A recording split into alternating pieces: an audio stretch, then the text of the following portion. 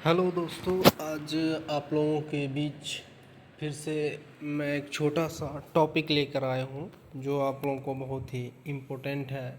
कोई भी एग्ज़ाम में अगर आप बैठते हैं, जैसे कोई भी एग्ज़ाम में सीटेट हो गया या फिर अन्य एग्ज़ाम में बैठते हैं और उसमें जीके जीएस का रोल है, तो इस टॉपिक से भी क्वेश्चन आने का चांस होता है। उसके बारे में आज हम पढ़ेंगे। तो सूर्य मतलब सूरज के बारे में आज हम लोग थोड़ा सा चर्चा करेंगे और ये सारा जो पॉइंट है वो लूसेंट से उठाया गया है, ठीक है।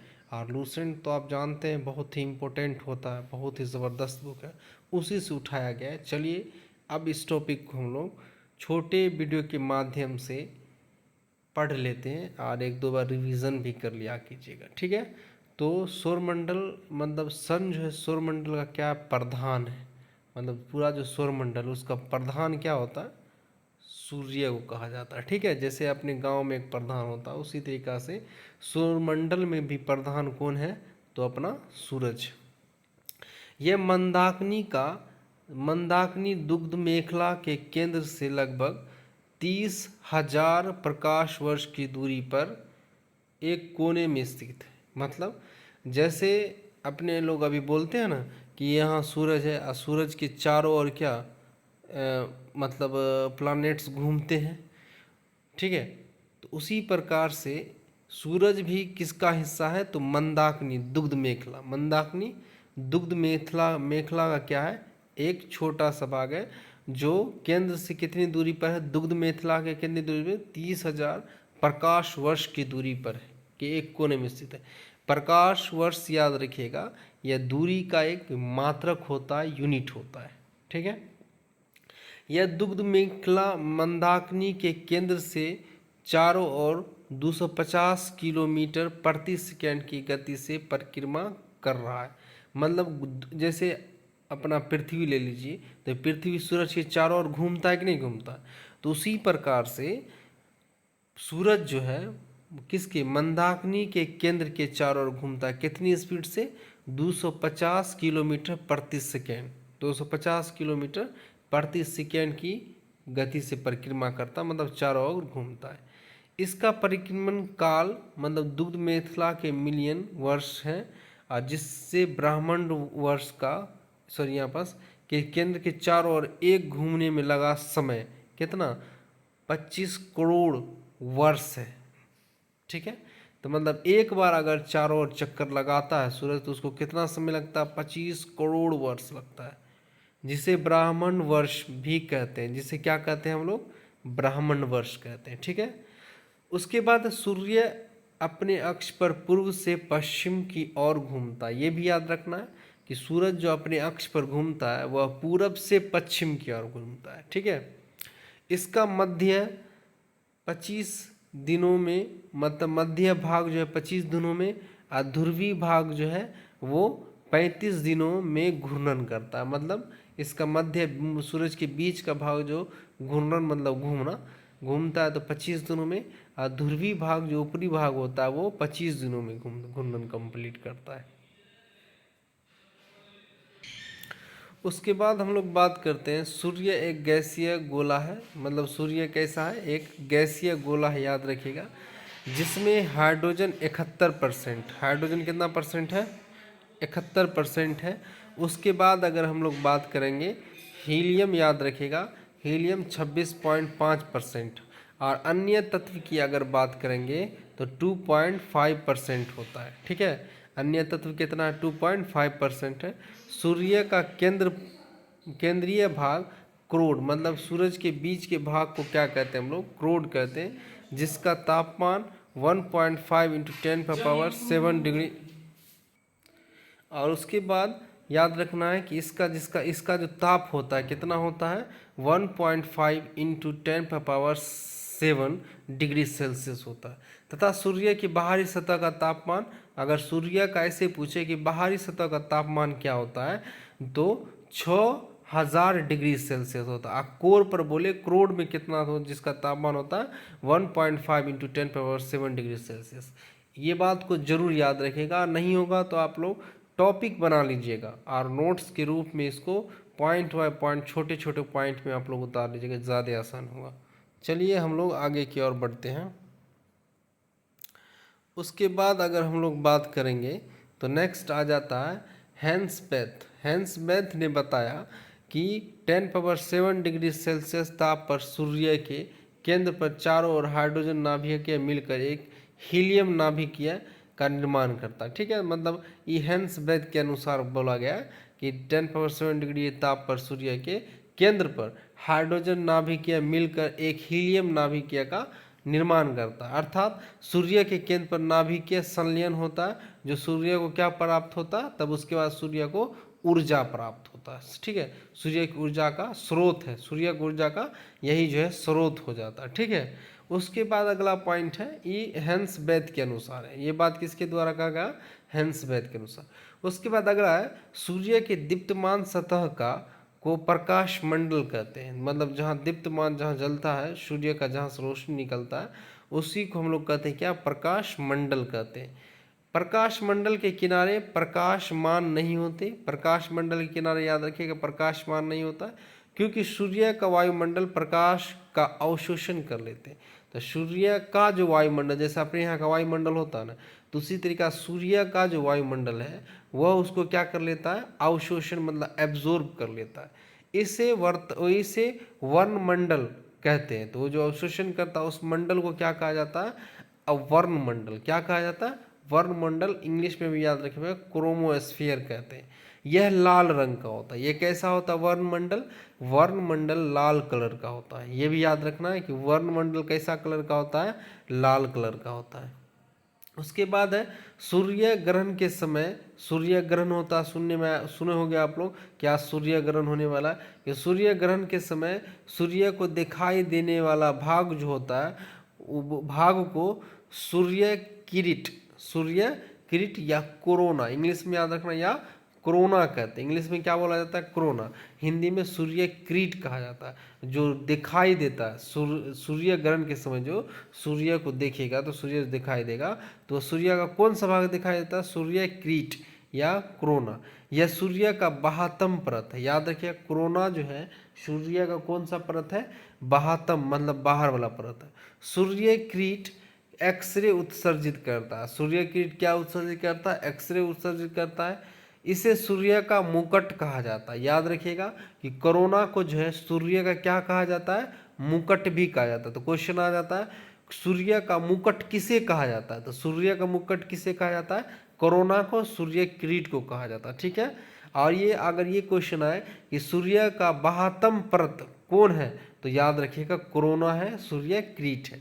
उसके बाद पूर्ण सूर्य ग्रहण के समय सूर्य किरीट की से प्रकाश की प्राप्ति होती है। मतलब पूर्ण सूर्य ग्रहण के समय सूर्य किरीट से ही प्रकाश की क्या होती है? प्राप्ति होती है। ठीक है, तो ये सब पॉइंट को आप लोग याद रखिए, बहुत इंपॉर्टेंट है। छोटा छोटा पॉइंट हम लूसेंट्स उठाएंगे और अपने चैनल पर देंगे, उस माध्यम से आप लोग देखिए और क्विक में रिविजन कर लीजिए। ठीक है, आप लोग को बहुत फायदा आएगा। उसके बाद हम लोग नेक्स्ट देखते हैं, तो सूर्य का उम्र की अगर बात करें तो 5 बिलियन वर्ष। सूर्य की उम्र क्या है? 5 बिलियन वर्ष है। भविष्य में सूर्य द्वारा ऊर्जा देते रहने का समय 10⁻10 वर्ष है, 11। ठीक है, 10⁻11 वर्ष है। भविष्य में सूर्य द्वारा ऊर्जा दे का मतलब लगाया गया अनुमान कि भविष्य में सूर्य जो ऊर्जा कब तक देगा, तो कितना समय तक देगा? 10⁻11 वर्ष।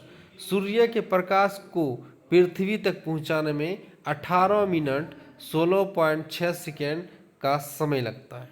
ठीक है, 18 मिनट 16.6 सेकेंड का समय लगता है। अगर लगभग में बोलिएगा तो 500 मिनट। कितना मिनट? 500 मिनट का समय लगता है, ये याद रखिएगा। ठीक है, उसके बाद है सौर ऊर्जा के उत्तरी ध्रुव पर अरोरा बोरियालिस और दक्षिणी ध्रुव पर अरोरा ऑस्ट्रल्स कहते हैं। मतलब अगर क्वेश्चन आ जाए कि सौर ऊर्जा के उत्तरी ध्रुव पर क्या होता है, क्या है, तो बोलना अरोरा बोरियालिस, और दक्षिणी ध्रुव पर अरोरा ऑस्ट्रेलिस कहते हैं। ठीक है, दक्षिण ध्रुव को और उत्तरी ध्रुव को सूर्य के। उसके बाद नेक्स्ट पॉइंट हम लोग आ जाते हैं, तो नेक्स्ट पॉइंट क्या है, यहाँ पास आप लोग को दिख रहा होगा कि ब्राह्मण के बारे में हमारा बदलाव, मतलब बदलता दृष्टिकोण, कि ब्राह्मण के बारे में किस तरीका से हम लोग, छोटा सा टॉपिक है, इसको भी देख लीजिए, इम्पोर्टेंट है। ठीक है, तो मतलब ब्राह्मण के बारे में हम लोग का जो दृष्टिकोण धीरे धीरे बदला, तो उसी के बारे में। प्रारंभ में पृथ्वी का संपूर्ण ब्राह्मण का केंद्र माना जाता था। मतलब पृथ्वी को शुरू शुरू में पृथ्वी को ब्राह्मण का क्या माना जाता था? केंद्र माना जाता था, जिसकी परिक्रमा सभी प्रकाश पिंड, मतलब जो भी आकाशीय पिंड थे, सूर्य, प्लानेट, ब्राह्मण, जुपिटर, जो भी था, विभिन्न कक्षाओं ऑर्बिट करते थे। ठीक है, इसी के चारों तरफ। ये पहले हम लोग का मानना था ये चीज़। इसे भूकेंद्रीय सिद्धांत कहते थे। इसको क्या कहा जाता था? भूकेंद्रीय सिद्धांत का मतलब जियोसेंट्रिक थ्योरी कहते थे। ठीक है, इसका प्रतिपादन मतलब यह कौन दिया था? तब मिस्र का यूनानी खगोल शास्त्री, जिसका नाम क्या था? टॉलमी, क्लाडियस टोल्मी था। ठीक है, क्लाडियस टोल्मी कोपरनिकस थे। 1773 से 1543 में यह मतलब 140 वर्ष पूर्व ही यह दिया था कि केंद्र, अगर क्वेश्चन आ जाए कि पृथ्वी को केंद्र, ब्राह्मण का केंद्र किसके द्वारा माना गया था, तो याद रखना खगोलीय शास्त्री कहाँ था? यूनानी, मिस्र यूनानी का था, क्लाइडियम टोल्मी के नाम का था। ठीक है, उसके बाद पोलैंड के खगोलीय शास्त्री निकोलस, को क्या नाम है? निकोलस कॉर्पिनिकस, जो 1473 से 1543 तक रहे, ने यह दर्शाया कि सूर्य ब्राह्मण के केंद्र पर है। अब नहीं, निकोलस साहब क्या बोले कि नहीं, पृथ्वी नहीं, क्या सूर्य ब्राह्मण के केंद्र पर है, इसकी परिक्रमा करते, और बाकी सब ग्रह जो इसकी क्या करते? परिक्रमा करते। इसका मतलब इनके चारों तरफ और घूमते। अतः सूर्य विश्व का मतलब विश्व या ब्रह्मांड का केंद्र माना गया। अब सूर्य, पहले पृथ्वी माना गया था, उसके बाद निकोलस के द्वारा किसको माना गया केंद्र? सूर्य को माना गया। तो अब इस सिद्धांत को क्या कहते हैं? इस सिद्धांत का नाम है सूर्य केंद्रीय सिद्धांत। इसको क्या कहा जाता है? सूर्य केंद्रीय सिद्धांत। अगर पृथ्वी केंद्र में था तो पृथ्वी मतलब भू केंद्रीय सिद्धांत, और सूर्य केंद्र में है तो सूर्य केंद्रीय सिद्धांत कहते हैं। ठीक है, हेलियोसेंट्रिक थ्योरी इसे कहते हैं। उसके बाद 16वीं शताब्दी में टाइकोब्रे की सहायक जोहनस केपलर 1771 से 1630 ने ग्रहीय कक्षाओं के नियमों की खोज की, परंतु उसमें भी सूर्य ब्राह्मण का केंद्र माना गया। मतलब टाइकोब्रे का सहायक था जोहानेस केपलर, वो भी बोला कि ब्रह्मांड जो है उसका सूर्य ही क्या है? केंद्र माना गया। तब उसके बाद 20वीं शताब्दी के आरंभ में जाकर हमारी मंदाकिनी मतलब दुग्ध मेखला की तस्वीर स्पष्ट हुई। अभी दुग्ध मेखला के बारे में बताए थे। दुग्ध मेखला की तस्वीर स्पष्ट हुई। सूर्य को इस मंदाकिनी के एक सिरे पर अवस्थित पाया गया। मतलब मंदाकिनी जैसे ब्राह्मण है, उस ब्राह्मण से भी बड़ा क्या है? मंदाकिनी है। उसी तरीके से क्या? मंदाकिनी है, याद रखिए। तो मंदाकिनी के एक सिरे पर पाया गया क्या? अपना सूर्य। इस प्रकार सूर्य को ब्राह्मण के केंद्र पर होने का गौरव समाप्त हो गया। तो इस प्रकार जो है सूर्य को मतलब सूर्य माना जाता था कि ब्राह्मण के क्या केंद्र पर है, तो वह चीज़ इसका क्या हो गया? समाप्त हो गया। ठीक है, केपलर ने सिद्धांत की सूर्य के चारों ओर प्रत्येक नक्षत्र मार्ग मतलब दीर्घवृत्ताकार है। मतलब कुछ नहीं है, केपलर बोला कि सूर्य के चारों ओर जो प्रत्येक नक्षत्र घूमते हैं तो वह रास्ता जो है उसको क्या बोला जाता है? दीर्घवृत्ताकार बोला जाता है। ठीक है, नेक्स्ट बात करते हैं। यही था बस। देखिए हम लोग का नज़रिया कैसे कैसे बदला आप लोग समझ। 20वीं सदी में पता चल गया कि आप सूर्य जो है वो भी ब्राह्मण का मध्य मतलब ब्राह्मण का केंद्र पर नहीं है। ठीक है, मंदाकिनी के एक सिरे पर है, एक कोने पे रखा हुआ है। उसके बाद हम लोग आगे की ओर बढ़ते हैं तो सूर्य के धब्बे के बारे में बात करेंगे। तो सूर्य के धब्बे मतलब चलते हुए गैस के खोल।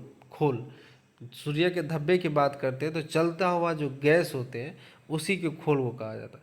का तापमान आसपास के तापमान से 1500 डिग्री सेल्सियस कम होता है।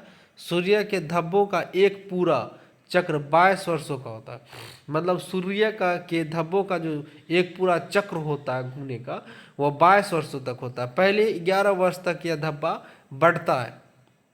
बढ़ता और बाद में 11 वर्ष तक ये धब्बा क्या हो जाता है, घटता चला जाता है। ठीक है, तो याद रखिएगा क्वेश्चन आए कि पहले 11 वर्षों में सूर्य का धब्बा बढ़ता है या घटता है, तो बढ़ता है। उसके बाद के वर्षों में क्या हो जाता है, 11 वर्षों में धब्बा धीरे धीरे क्या हो जाता है, घटता चला जाता है। ठीक है, घटता चला जाता है।